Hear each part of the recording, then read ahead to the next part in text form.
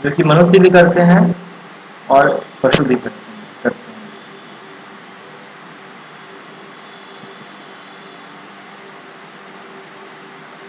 ये एक्टिविटीज क्या क्या है? आहार, निद्रा, भय, मैथुन। हम लोग भी खाते हैं, पशु भी खाते हैं। हम लोग भी सोते हैं, पशु भी सोते हैं। हम लोग भी मैथुन करते हैं, पशु भी मैथुन करते हैं। और हम लोग भी अपनी रक्षा के लिए प्रयास करते हैं और पशु भी अपनी रक्षा के लिए प्रयास करते हैं। तो ये चार एक्टिविटीज जो है, ये चार कार्यकलाप हमारे बीच में और पशुओं के बीच में कॉमन है। Four activities are common to both humans and animals. हम लोग भी खाते हैं, हम लोग भी सोते हैं, पशु भी सोते हैं। हम लोग भी मेट करते हैं, पशु मेट करते हैं। हम लोग भी डिफेंड करते हैं, पशु भी डिफेंड करते हैं। लेकिन अंतर कहाँ पर आता है? तो इसके बारे में हमने फिर डिस्कस किया था कि कैसे इनफैक्ट कुछ एक्टिविटीज तो ऐसे हैं जिसमें पशु हमसे अधिक आगे हैं। तो हमने लास्ट टाइम बहुत सारा डिस्कशन भी किया था। जैसे कि कुत्ते कुत्ते सूंघने में हमसे अधिक आगे हैं।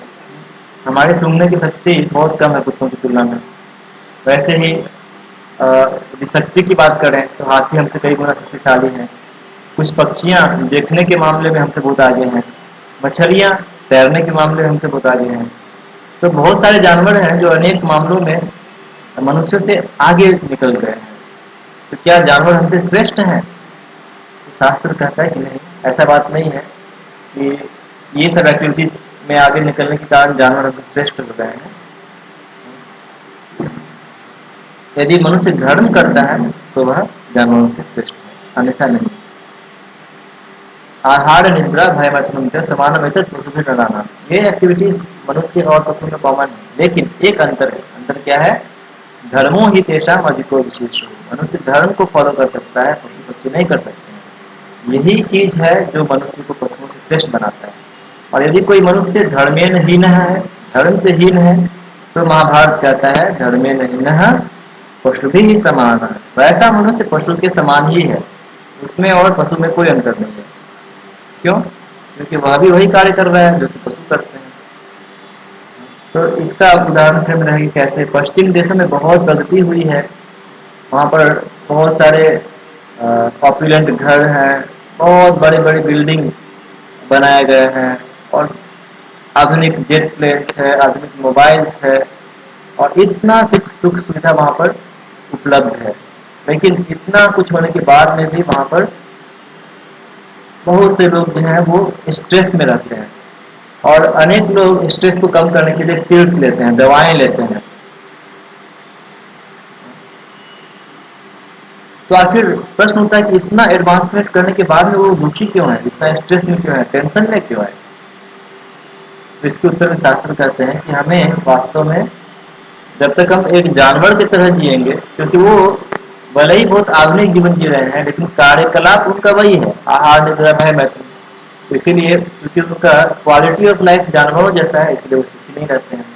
यदि हमें सुखी बनना है तो एक मनुष्य जैसा जीना पड़ेगा और मनुष्य जैसा जीवन जीने के लिए हमें ये समझना पड़ेगा कि हम कौन हैं, भगवान कौन है और हमारा भगवान के साथ में संबंध क्या है।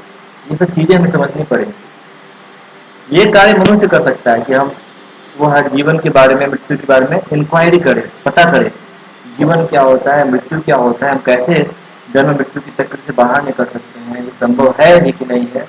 इस प्रकार के प्रश्न सिर्फ एक मनुष्य पूछ सकता है। जानवर के मन में ये सब प्रश्न नहीं आता है। तो यदि एक मनुष्य इस प्रकार का इंक्वायरी करता है तो वह अच्छे जीवन को प्राप्त कर सकता है और यदि इस प्रकार की इंक्वायरी नहीं करता है तो वह वापस जानवरों के किंगडम में चला जाता है। और फिर हमने देखा कि कैसे हम चार प्रकार की समस्याओं से जूझते रहते हैं हमेशा। एक समस्या है कि कोई भी व्यक्ति बूढ़ा नहीं होना चाहता है, लेकिन हर व्यक्ति को बूढ़ा होना पड़ता है, मजबूरी बस बूढ़ा होना पड़ता है। तो बुढ़ापा एक समस्या है, मृत्यु एक समस्या है।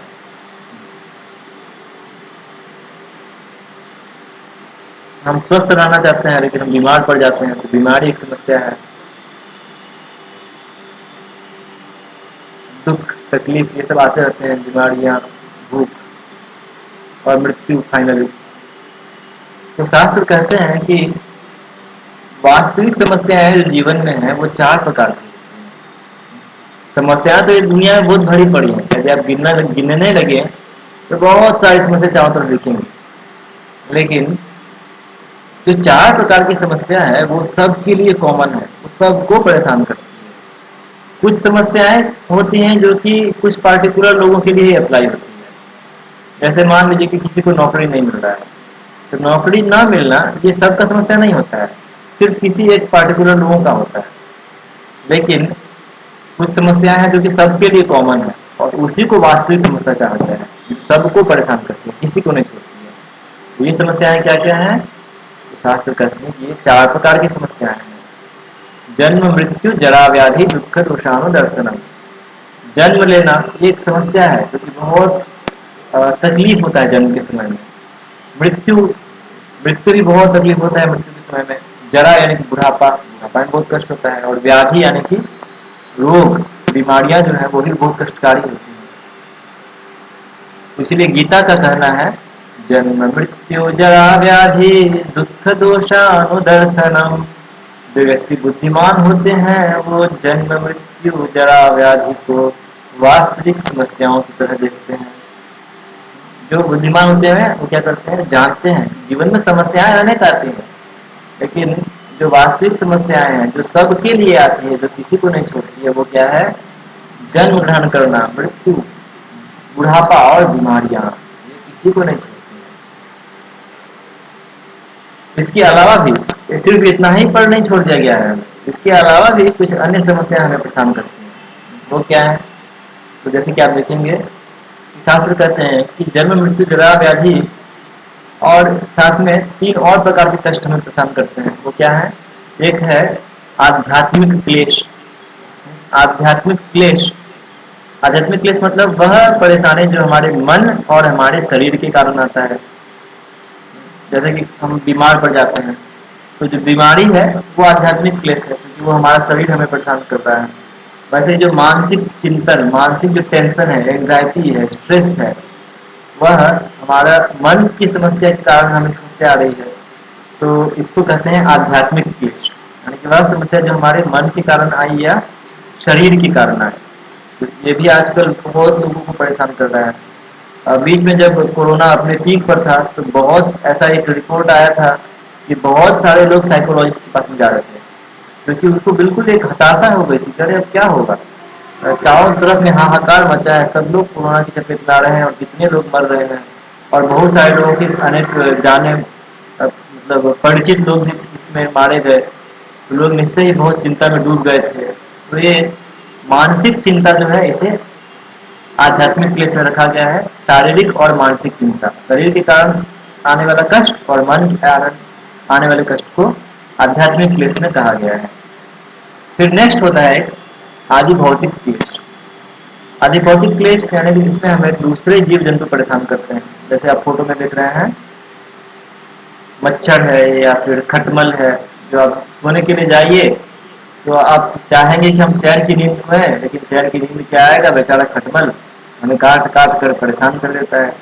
वैसे ही मच्छर है या फिर पॉकेट मार है, आप सफर कर रहे हैं कहीं भी, पॉकेट मार आपका बटुआ मार लेता है और आप फिर परेशान हो जाते हैं, आपके रुपए चोरी हो जाते हैं। तो जो समस्याएं दूसरे जीवात्माओं के कारण आती है उसको कहते हैं आध्य भौतिक क्लेश। और एक तीसरी समस्या आती है अधिदैविक क्लेश। जो प्राकृतिक आपदाएं हैं उनको अधिदैविक क्लेश कहा गया है। यानी कि यह क्लेश जो ना तो हमारे अपने कारण आता है न दूसरे जीवों से आता है, लेकिन यह प्राकृतिक आपदाएं हैं जो कह सकते हैं कि दैविक है, यानी कि देवताओं द्वारा भेजा गया है, ऊपर की शक्तियों द्वारा भेजा गया है। जैसे भूकंप हो गया, बाढ़ आ गया, सुखाड़ आ गया, बिजली गिर गई और चक्रवात आ गया। तो ये सब प्राकृतिक आपदाएं अधिदैविक क्लेश के अंतर्गत आती है। तो ये 3 क्लेश, आध्यात्मिक, अधिदैविक, अधिभौतिक क्लेश और जन्म मृत्यु जरा व्याधि, ये प्रॉब्लम्स तो हैं। और हमने यह जानने का प्रयास किया कि क्या हम इन प्रॉब्लम्स को विज्ञान के माध्यम से सॉल्व कर सकते हैं क्या। ये हमने जानने का प्रयास किया। और हमने देखा कि वास्तव में विज्ञान इस प्रकार के प्रॉब्लम्स को सॉल्व नहीं कर सकता है। कैसे? फॉर एग्जाम्पल, आजकल हॉस्पिटल तो बहुत खुल रहे हैं। आप कलकत्ता में किधर भी जाइए या पटना में जिधर भी जाइए, मुजफ्फरपुर में जिधर भी जाइए, आप देखिए कि बहुत सारे हॉस्पिटल चारों तरफ खुल रहे हैं। लेकिन फिर भी आप देखेंगे कि ऐसा नहीं है कि फिर हॉस्पिटल के कारण अब बीमारियां समाप्त हो चुकी हैं। रेदर और नए नए हॉस्पिटल खुलते जा रहे हैं। इसका अर्थ क्या हुआ? बीमारियां समाप्त नहीं हो रही हैं, रोगियों की संख्या और बढ़ती जा रही है। इसीलिए हॉस्पिटलों की संख्या और बढ़ाने की आवश्यकता पड़ रही है। तो यानी कि बीमारियां खत्म नहीं हो रही हैं। भले ही साइंटिफिक एडवांसमेंट हो रहा है, लेकिन और नई नई बीमारियां आती जाती हैं। एक बीमारी का इलाज आया कि नहीं आया कि दो नई बीमारियां आ जाती हैं। तो मेडिकल साइंस कुछ बीमारियों को तो सॉल्व कर सकता है, ठीक कर सकता है, लेकिन हर व्यक्ति के हर बीमारी को ठीक नहीं कर सकता है। या यूँ कहें तो बीमारियों को समूल नष्ट नहीं कर सकता है वैज्ञानिक प्रगति। तो उसी तरह से वैज्ञानिक प्रगति हमारे जन्म को भी समाप्त नहीं कर सकता है, मृत्यु को भी समाप्त नहीं कर सकता है, और बुढ़ापे को भी समाप्त नहीं कर सकता है। हो सकता है कि बुढ़ापा में यदि हमारा बाल सफेद हो गया तो उसको हेयर डाई देकर के काला कर दे, लेकिन बुढ़ापे को समाप्त नहीं कर सकता है। तो जन्म मृत्यु जरा व्याधि इस समस्याओं को हल करने के लिए साइंस सफिशिएंट नहीं है, काफी नहीं है। तो फिर कौन कैसे हल होगा इन समस्याओं का? अधिभौतिक समस्या, अधिभौतिक क्लेश, अधिदैविक क्लेश, आध्यात्मिक क्लेश, इन समस्याओं का हल कैसे हो? क्या इसका कुछ सॉल्यूशन भी है क्या? तो इसके उत्तर में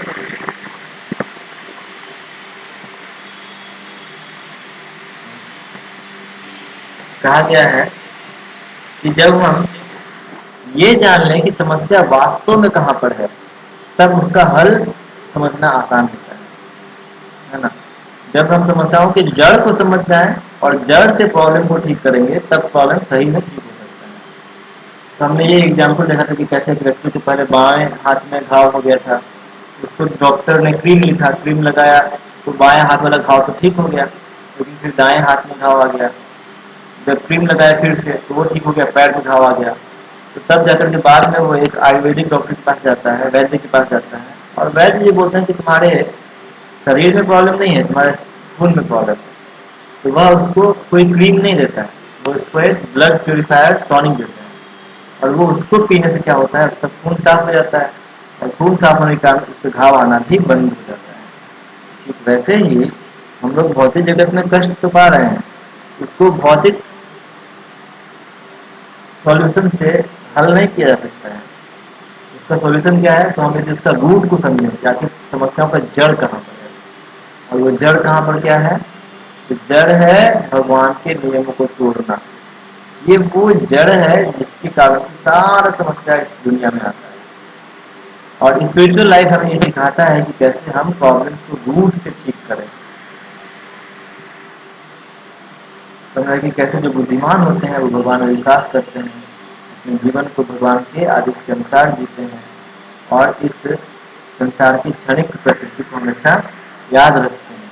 जबकि जो मूर्ख होते हैं उनको भगवान में विश्वास नहीं होता है, वो सोचते हैं कि जीवन का उद्देश्य है खाओ पियो ऐश करो, और इसी में अपना पूरा जीवन बिता देते हैं, और उनको ये भूल जाते हैं कि ये संसार जो है क्षणिक है। वास्तव में ये संसार क्षणिक है, आज है और कल हम रहेंगे कि नहीं रहेंगे कोई भरोसा नहीं है। तो इसीलिए जो बुद्धिमान होते हैं, the wise follows a regulated life of principles to ultimately attain God. जो बुद्धिमान होते हैं वो अपने जीवन को बहुत नियमित तरीके से जीते हैं ताकि वह अल्टीमेटली भगवान को प्राप्त कर सकें। जो मूर्ख होते हैं, they are envious of others, lives a unregulated life at the cost of others. वो अपने जीवन में शास्त्र के नियमों को स्वीकार नहीं करता है। हमने देखा कैसे मूर्ख जो होते हैं वो जानते हैं कि सब कुछ क्षणिक है, लेकिन फिर भी वह इस संसार के क्षणिक सुख के पीछे भागता है, भागते रहता है, भागते रहता है। तो हमने उदाहरण देखा था ये ट्रेन में बैठे हुए पैसेंजर्स का, कि कैसे ट्रेन के पैसेंजर्स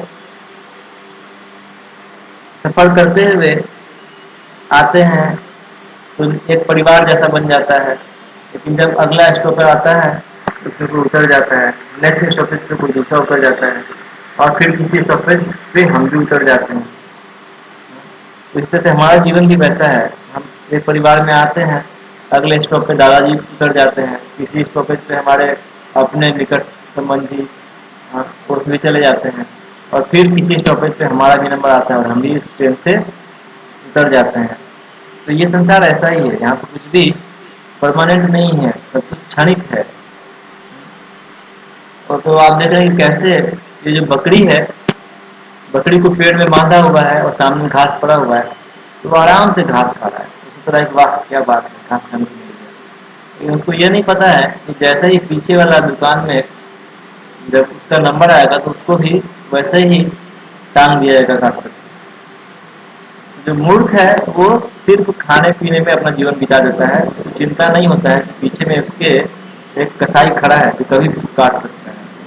जो बुद्धिमान होता है वो सोचता है करे ये काल तो कभी भी मुझे ग्रसित कर सकता है, मेरे जीवन को समाप्त कर सकता है, क्या मैं इस काल चक्र से बाहर निकल सकता हूँ?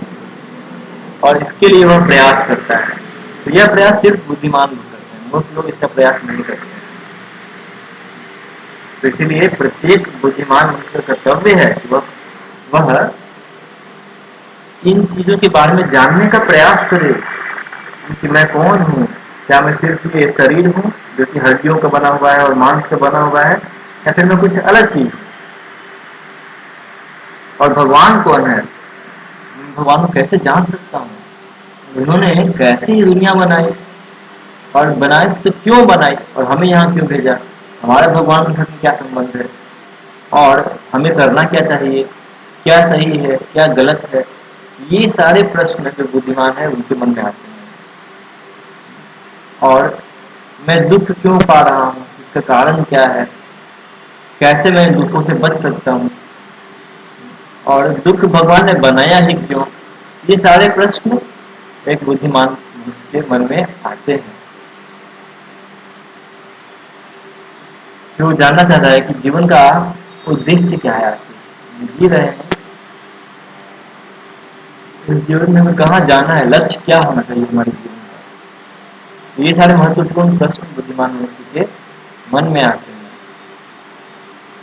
तो हमने इस उदाहरण में देखा था कि जैसे यदि एक कंपनी किसी को गाड़ी देती है तो कंपनी गाड़ी इसीलिए देती है कि वह व्यक्ति जब ड्यूटी अपना आवर्स रहेगा तो ड्यूटी आवर्स में सही समय पर कंपनी पहुंच सके। इसीलिए कंपनी एक व्यक्ति को गाड़ी देती है, अपने एम्प्लॉय को गाड़ी देती है ना। लेकिन यदि वह व्यक्ति गाड़ी लेकर के कंपनी के ऑफिस न जाए और इधर उधर घूमता रहे तो संभव है कि कंपनी उसकी गाड़ी छीन लेगी। ठीक उसी प्रकार से भगवान ने हमें क्या किया है, हमें ये मनुष्य शरीर दिया है। तो ये मनुष्य शरीर एक उपयुक्त गाड़ी है जिसके माध्यम से हम भगवान के पास पहुंच सकते हैं। और यदि हम इस उपयुक्त गाड़ी को भगवान के पास पहुंचने के लिए प्रयोग नहीं करेंगे तो भगवान देखेंगे कि अरे मैंने तुमको जिस उद्देश्य के लिए यह गाड़ी दिया था तुम उसके लिए यूज नहीं कर रहे हो।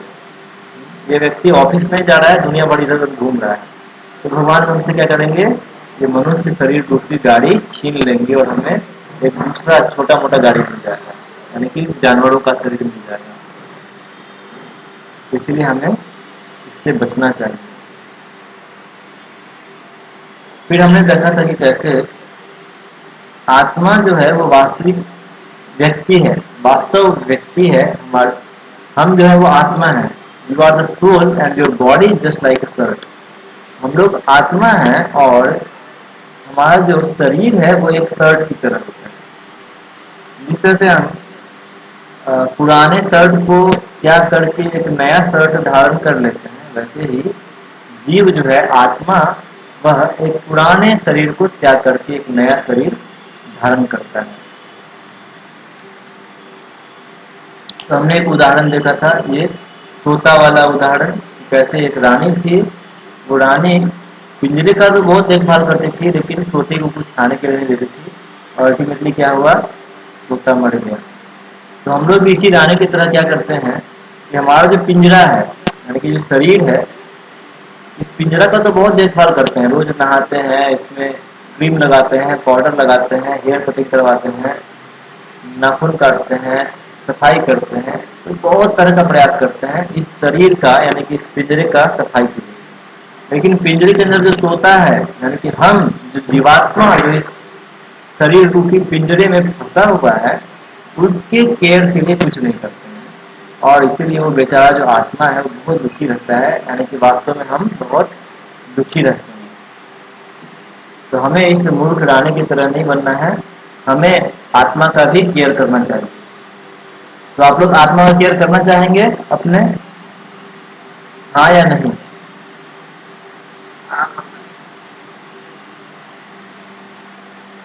तो यदि हम आत्मा का केयर करना चाहेंगे तो फिर हमको पता करना पड़ेगा कि आत्मा का क्या चीज उसका फूड है। जैसे तोता जो है वो बेचारा भूखा था, उसको ये रानी खाने के लिए नहीं दे रही थी, उसका सिर्फ तो पिंजरे का केयर कर रही थी, लेकिन तोते को खाने के लिए नहीं दे रहे थे जिसलिए तोता दुखी था।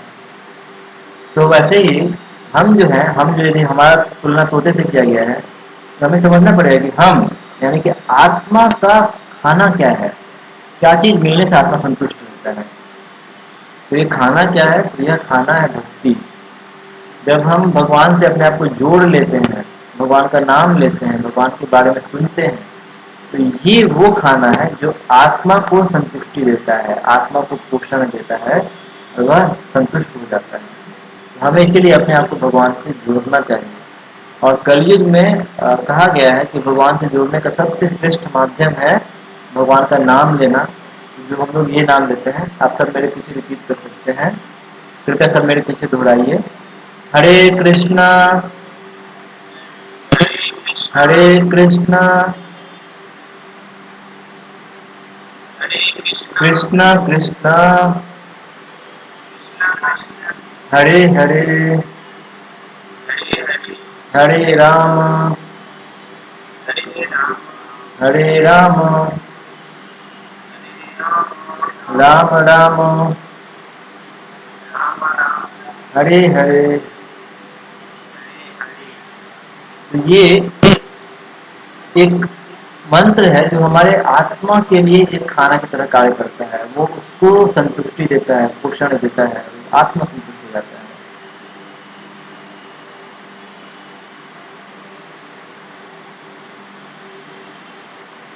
तो इस प्रकार की जानकारी, आत्मा क्या है, उसको हम कैसे संतुष्ट कर सकते हैं, तो ये सारी जानकारी हमें शब्द प्रमाण से मिलती है, वेदों से मिलती है।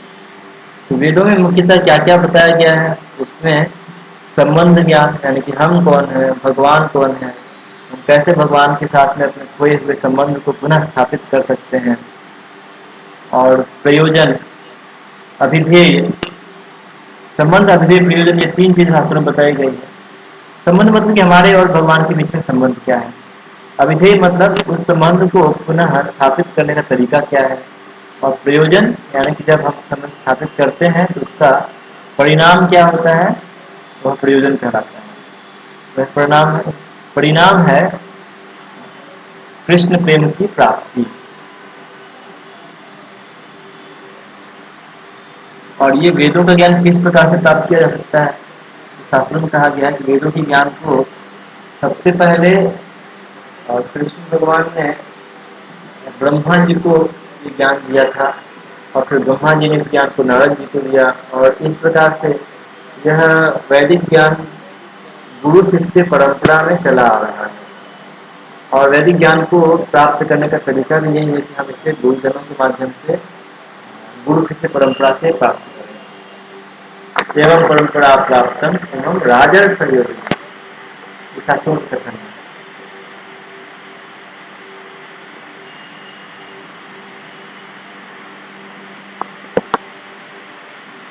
यदि आप कोई कहे कि ठीक है मैं कैसे मानूं कि हम वेदों में विश्वास क्यों करें, तो इसके उत्तर में मैंने देखा था कि कैसे बहुत सारे साइंस में भी ऐसी थ्योरी होती है जिसमें कुछ प्रमाण नहीं होता है, लेकिन सारे साइंटिस्ट को एक्सेप्ट करते हैं।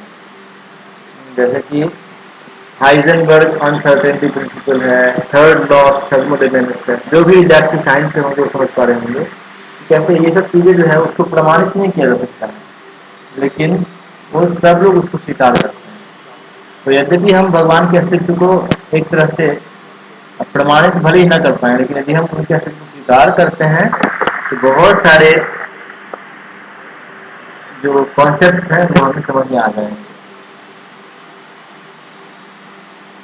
जो वैज्ञानिक चीजें हैं वो हमेशा चेंज होते रहती हैं, उनकी जो थ्योरी है हर साल चेंज होते रहती है, लेकिन वेदों की थ्योरी कभी चेंज नहीं होती।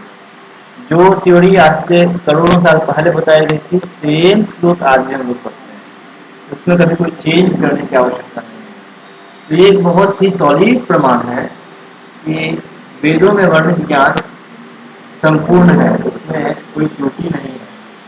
उदाहरण के लिए यदि आप देखेंगे तो शास्त्रों में चैतन्य महाप्रभु आएंगे इस बात का संकेत, इस बात की भविष्यवाणी बहुत पहले से की गई है, और वो सही में आए। जब जिस प्रकार से उनका वर्णन था उस हिसाब से वो सही में प्रकट भी हुए नवदीप धाम में। तो इस तरह से ऐसे बहुत सारी चीज हैं जो शास्त्रों के सही होने को प्रमाणित करती हैं। जैसे कि शास्त्रों में लिखा हुआ है, भागवतम में लिखा हुआ है कि बुद्ध भगवान आएंगे बाद में, चाणक्य आएंगे, एक व्यक्ति जो कि पूरे देश को एकत्रित करेंगे, अशोक नाम का एक महान राजा आएगा। इस तरह से शास्त्रों में बहुत सारी चीजों की भविष्यवाणी सटीक ढंग से की गई है, और इसी तरह से शास्त्रों में अनेक चीजें बताई गई हैं जो कि संपूर्ण रूप से सत्य हैं। फॉर एग्जाम्पल यहाँ पर कुछ प्रमाण आप देख सकते हैं। शास्त्र कहते हैं कि वृक्षों में भी जीवन होता है, पेड़ पौधों में भी जीवन होता है, और इस चीज को वैज्ञानिक लोग बहुत बाद में 1940 के आसपास में जगदीश चंद्र बोस ने प्रमाणित किया था। उसके पहले के वैज्ञानिक लोग सोचते थे कि पेड़ पौधों में जीवन नहीं होता है। तो ये शास्त्रों में दिया हुआ ज्ञान परफेक्ट है, इसमें कोई त्रुटि नहीं होती है।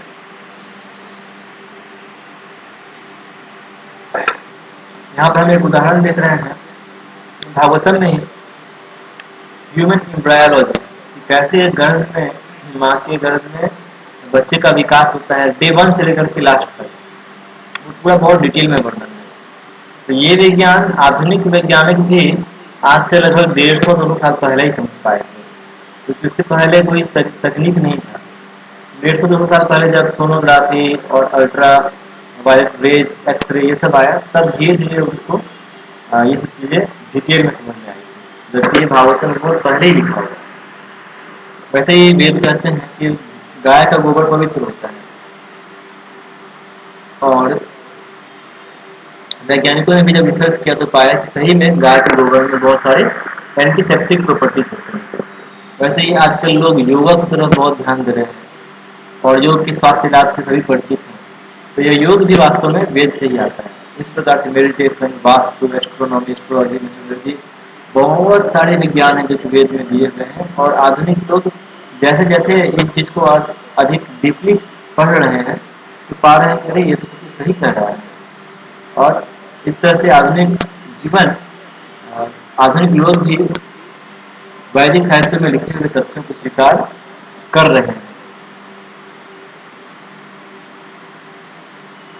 हमने एक एग्जाम्पल देखा था कि यदि कोई व्यक्ति अपने पिता को जानना चाहे तो उसका सर्वश्रेष्ठ मार्ग ये है कि वह अपने माता से पूछे, और यदि वो ये सोचेगा कि नहीं नहीं हम माता पर भरोसा नहीं करेंगे, हम खुद से ही जीन टेस्ट करेंगे, तो ये करते करते करते उसका जीवन बीत जाएगा, लेकिन सभी लोगों का जीन टेस्ट संभव नहीं होगा, और वो कभी भी अपने पिता को समझ नहीं पाएगा, पहचान नहीं पाएगा। उसी प्रकार से यदि हम भगवान को समझना चाहते हैं तो भगवान हमारे परम पिता की तरह, यदि हम अपने डायरेक्ट पिता को भी बिना माँ की सहायता से नहीं समझ सकते हैं, तो भगवान जो हमारे परम पिता हैं उनको बिना एक प्रॉपर माँ की सहायता से नहीं समझ सकते। और शास्त्र कहते हैं कि वेद हमारा माता की तरह कार्य करती है, जो हमें गाइडेंस देकर के बताती है कि भगवान कौन है। तो भगवान यदि पिता की तरह है तो वेद हमारे माता की तरह हमें यह दिशा निर्देशन देती है कि भगवान कौन है और कैसे हम उनकी शरण में जाएं। फिर हमें देखा कि कैसे आध्यात्मिक ज्ञान को सीखने के लिए ऐसा नहीं कि हम कहीं से भी सीख सकते हैं। आध्यात्मिक ज्ञान को सीखना है तो उसके लिए हमें एक प्रॉपर प्रोफेसर की जरूरत पड़ेगी, और ये प्रोफेसर कौन है?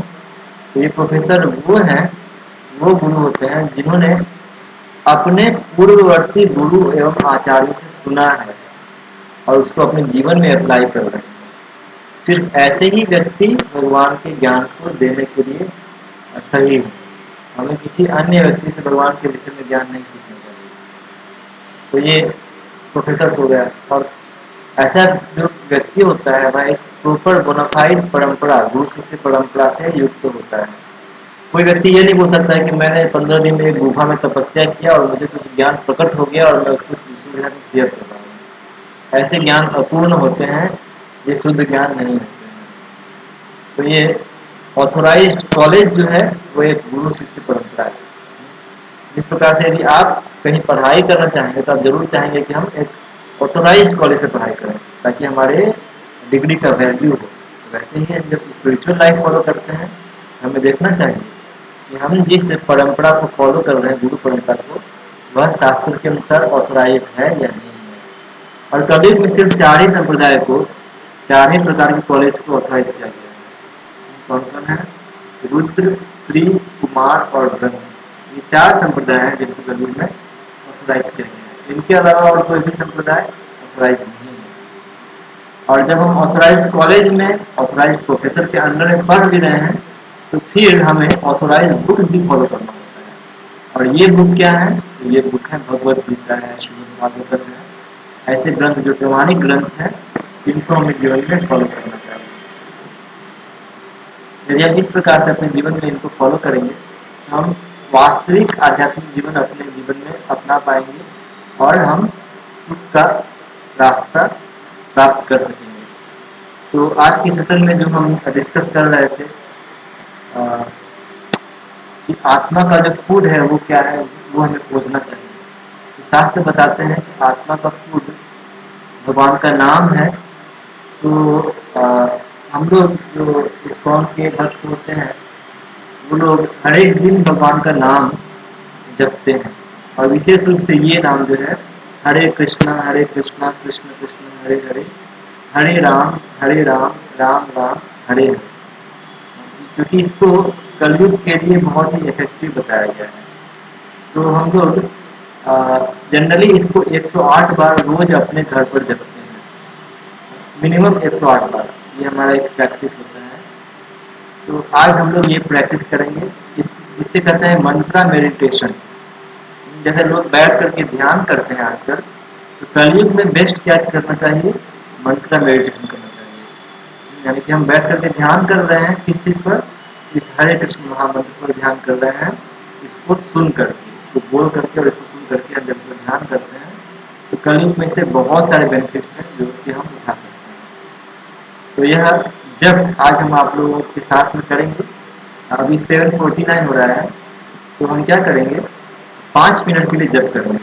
जनरली हम लोग इसको 108 बार करते हैं माला के ऊपर में, लेकिन कुछ लोग ऐसे होंगे इस ग्रुप में जिनके पास में माला नहीं होगी, तो हम जल्दी ही व्यवस्था करेंगे कि हम आपसे पर्सनली मिलें और आपको माला वगैरह प्रदान करें, दें जिससे कि आप माला पर जप कर पाएँ। लेकिन जब तक में नहीं है तब तक आप बस हमारे साथ में जप करने का प्रयास कीजिए। ये आपके आत्मा का फूड है जो आपकी आत्मा को संतुष्टि प्रदान करेगा। तो आप सबसे रिक्वेस्ट है, आप सब अपने आप को अनम्यूट कर सकते हैं और हम लोग सब एक साथ इस मंत्र को जप करेंगे। अभी 750 हो रहा है तो हम लोग 755 तक जप करेंगे। और उसके बाद में यदि किसी के मन में कोई प्रश्न हो, हम आपसे 755 में आपके प्रश्न लेंगे। तो यदि आपके मन में कोई प्रश्न रह गया हो तो आप चिंता न करें, आप इसको बस अपने दिमाग में बिठा लें और आप 755 में हमसे अपने प्रश्न पूछ सकते हैं। तो आप सबसे रिक्वेस्ट है कि प्लीज़ अपने आप को अनम्यूट कर लीजिए और हम लोग सब एक साथ में इस मंत्र का 4-5 मिनट जप करेंगे। मेरे पीछे बोलिए, जय श्री कृष्ण चैतन्य प्रभु नित्यानंद श्री अद्वैत गदाधर श्रीवासादि गौर भक्त वृंद। अभी हम लोग ये मंत्र 3-4 मिनट के लिए जप करेंगे, सब साथ में एक साथ में बोलिए। आपके स्क्रीन पे मंत्र दिख रहा होगा, तो अच्छा 3 मंत्र आप मेरे पीछे पीछे बोलिए, उसके बाद हम लोग एक साथ में करेंगे। तो मेरे पीछे बोलिए, हरे कृष्णा कृष्ण कृष्ण हरे हरे, हरे राम राम राम हरे हरे, हरे कृष्ण कृष्ण कृष्ण हरे हरे, हरे राम राम राम हरे हरे, हरे कृष्ण कृष्ण कृष्ण हरे हरे, हरे राम राम राम हरे हरे। अभी आप सबसे रिक्वेस्ट है कि आप सब लोग अभी हम लोग एक साथ में जप करें। अभी आप रिपीट कर रहे थे, अब एक साथ में ही जप कीजिए और जोर से बोलिए, है ना, ताकि यहाँ सुन सके। तो आप सब अपने आप को अनम्यूट कर लीजिए और एक साथ में हम लोग अभी जप करेंगे। जितने भी हैं ऑनलाइन सबसे रिक्वेस्ट है, प्लीज अपने आप को अनम्यूट कर लीजिए और 2 मिनट के लिए हम लोग एक साथ जप करेंगे। हरे कृष्ण कृष्ण कृष्ण हरे हरे, हरे राम राम राम हरे हरे, हरे कृष्ण कृष्ण कृष्ण हरे हरे, हरे राम राम राम हरे हरे, हरे कृष्ण कृष्ण कृष्ण हरे हरे, हरे राम राम राम हरे हरे, हरे कृष्ण कृष्ण कृष्ण हरे हरे, हरे राम राम राम हरे हरे, हरे कृष्ण कृष्ण कृष्ण हरे हरे, हरे राम राम राम हरे हरे, हरे कृष्ण कृष्ण कृष्ण हरे हरे, हरे राम राम राम हरे हरे, हरे कृष्ण कृष्ण कृष्ण हरे हरे, हरे राम राम राम हरे हरे, हरे कृष्ण कृष्ण कृष्ण हरे हरे, हरे राम राम राम हरे हरे, हरे कृष्ण कृष्ण कृष्ण हरे हरे, हरे राम राम राम हरे हरे, हरे कृष्ण कृष्ण कृष्ण हरे हरे, हरे राम राम राम हरे हरे, हरे कृष्ण कृष्ण कृष्ण हरे हरे, हरे राम राम राम हरे हरे, हरे कृष्ण कृष्ण कृष्ण हरे हरे, हरे राम राम राम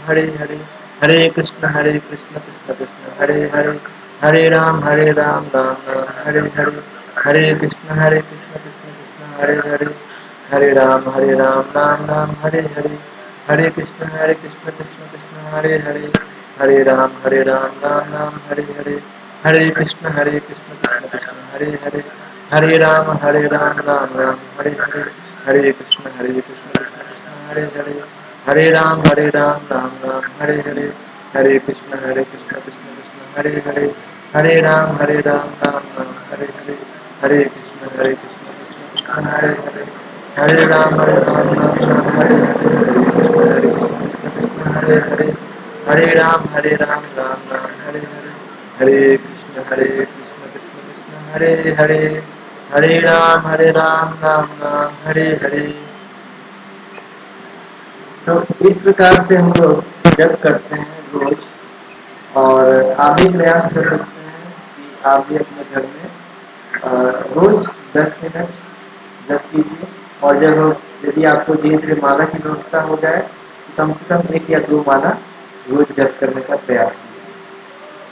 तो ये यदि आप करते हैं तो इससे आप देखेंगे कि कैसे आपकी आत्मा को या हमारी आत्मा को धीरे धीरे आध्यात्मिक भोजन मिलना शुरू होता है, और वह धीरे धीरे धीरे धीरे जो अपने सुख को खो चुका था उस खोए हुए सुख को पुनः प्राप्त कर लेगा।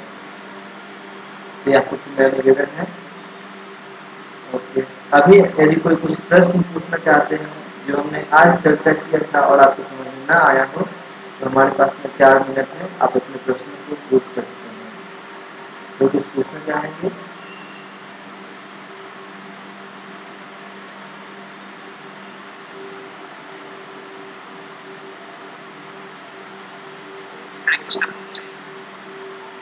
हरे कृष्ण।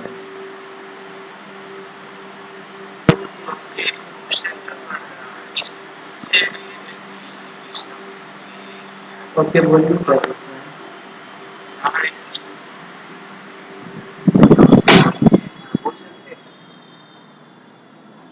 हाँ, बोलिए। প্রভু যে আমি 28 নম্বর দিব্য যুগে স্বয়ং কৃষ্ণ আহ, আহ, উম, পৃথিবীতে আসেন তো। আবার বলুন। 28 নং ব্রহ্মার 28 নং দিব্য যুগে মানে ভগবান স্বয়ং পৃথিবীতে আসেন। হ্যাঁ, কৃষ্ণ স্বয়ং আসেন পৃথিবীতে। তো এই সময় কি মানে সেই চৈতন্য শুরু আসেন নাকি প্রত্যেক যুগে সেই চৈতন্য আসেন? শ্রী চৈতন্য মহাপ্রভু, অরিজিনাল চৈতন্য মহাপ্রভু শুধু তখনই আসেন যখন অরিজিনাল কৃষ্ণ আসে। তাছাড়া সবসময় চৈতন্য মহাপ্রভু আসেন না, অন্য অবতার আসেন। মানে প্রত্যেক কলিযুগে সেই চৈতন্য মহাপ্রভু আসেন না, আসেন না। তিনি প্রত্যেক কলিযুগে আসেন না। তিনি শুধু তখনই আসেন যখন অরিজিনাল কৃষ্ণ আসবেন, তখন চৈতন্য মহাপ্রভু আসবেন original। অন্য ওই কলিযুগে জন্য কি প্রভু যে মানে অন্য কলিযুগে কৃষ্ণ ওই জন্য মানে প্রভু কি বিষ্ণুর অন্য কোনো অবতার আছে, মানে নাম সংকীর্তন প্রচার করার জন্য। দশ অবস্থান আসেন। না, দশাবতার না, অন্য কোনো অবতার আছে নাম প্রচার করার জন্য। চৈতন্য মহাপ্রভু আছেন না অন্য কলিযুগে।